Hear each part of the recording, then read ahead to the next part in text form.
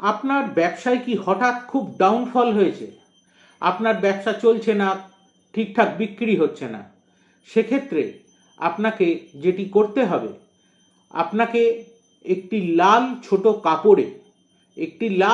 কাপড়ে আপনি দশকর্মার দোকানে পাবেন কিছুটা জব ওর মধ্যে দিয়ে, একটা হলুদের গাঁট দিয়ে এবং দুটো তেজপাতা, লবঙ্গ আর আপনার ছোট এলাচ, তেজপাতা, লবঙ্গ, ছোট এলাচ এগুলো দিয়ে ওটাকে ভালো করে 3বার গেঁট বাঁধুন। 3বার গেঁট বেঁধে ওইটাকে আপনি বৃহস্পতিবার আপনি আপনার ক্যাশ বাক্সে রেখে দিন এবং এইটি আর হাত দেবেন না। ক্যাশ বাক্সের ভেতর আপনি একটা জায়গায় রেখে দিন, দেখবেন আপনার আস্তে আস্তে ব্যবসাতে আবার উন্নতি পথ খুলে যাচ্ছে।